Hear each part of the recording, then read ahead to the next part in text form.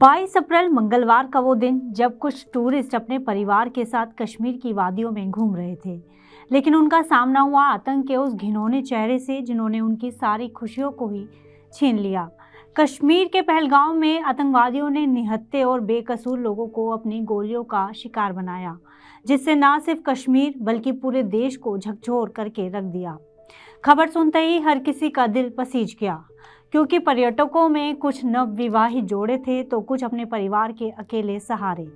इस हमले में अब तक करीब 28 लोगों की मौत की पुष्टि हुई है, लेकिन ये पहला मामला नहीं है जब बेकसूर लोग आतंकवाद का शिकार हुए हों। इससे पहले भी 26/11 मुंबई आतंकी हमले में करीब 166 लोग मारे गए थे। बेकसूर लोग मारे जाते हैं और पीछे छूट जाता है उनका रोता बिलखता परिवार। जिन परिवारों के परिजनों को मारा गया है उनके लिए गम जिंदगी भर रहेगा। पहलगाम में आतंकवादियों ने धर्म के नाम पर ज्यादातर पुरुषों को निशाना बनाया है। कई लोगों की पत्नी और बच्चों के सामने उन्हें बेरहमी से मारा गया है। हो सकता है कि इस दर्दनाक हादसे में कई परिवारों ने अपने इकलौते कमाने वाले को खोया हो। ऐसे में सवाल उठता है कि उनके जाने के बाद उनके परिवार का क्या होगा। हालांकि सरकार इन मरने वालों को कुछ मुआवजा तो जरूर देगी, लेकिन क्या ये मुआवजा इन परिवारों के लिए काफी होगा?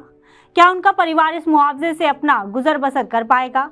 क्या पीछे छूटी महिला इस मुआवजे से अपने बच्चों का पालन पोषण अकेले कर पाएगी? ऐसे में कहा जा सकता है कि महज कुछ लाख का सरकारी मुआवजा उनके लिए नाकाफी साबित हो। लेकिन क्या हमारे देश में आतंकी हमलों का शिकार हुए लोगों के लिए जीवन बीमा के कुछ खास नियम कायदे हैं? क्या आतंकी हमले में मारे गए लोगों को इंश्योरेंस क्लेम मिलता है या नहीं? आइए आपको बताते हैं इस वीडियो में।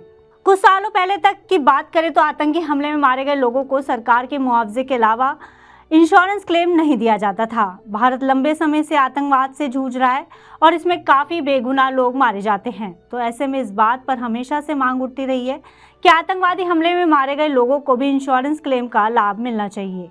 यही कारण है कि इसी को लेकर पिछले कुछ सालों में इंश्योरेंस नियमों में बड़े बदलाव हुए हैं, ताकि लोगों को उनके परिजनों के बाद इंश्योरेंस की राशि मिल सके और उनका गुजर बसर ठीक से हो सके।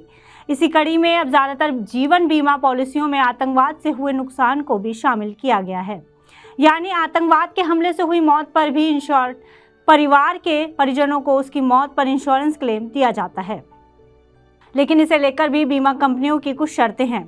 बीमा regulatory body insurance regulatory and development authority के मुताबिक अब लाइफ इंश्योरेंस पॉलिसी में कंपनियों को आतंकवाद से होने वाली मौतों को भी कवर करना होता है। यानी अगर किसी व्यक्ति की मौत आतंकवादियों की गोली से होती है तो ये सामान्य रूप से बीमा के दायरे में आएगा और उसके परिवार को इंश्योरेंस का क्लेम दिया जाएगा। वहीं अगर किसी आतंकवादी हमले में मरने वाले व्यक्ति के पास टर्म इंश्योरेंस प्लान है तो उसके परिवार को भी आतंकी हमले में हुई व्यक्ति की मौत के बाद इंश्योरेंस का पूरा पैसा दिया जाएगा, क्योंकि टर्म इंश्योरेंस में सामान्य तौर पर हर तरह की मौत का कवर मिलता है। इसमें आतंकी हमला भी शामिल होता है। लेकिन ध्यान रखने वाली बात यह होती है कि आपको टर्म इंश्योरेंस लेते वक्त इस बात का ध्यान रखना चाहिए कि उसमें कोई एक्सक्लूजन क्लॉज ना हो। जैसे कई टर्म प्लान्स को देते समय युद्ध के दौरान मौत या आतंकवादी हमले के दौरान मौत को इस कवर से बाहर कर दिया जाता है।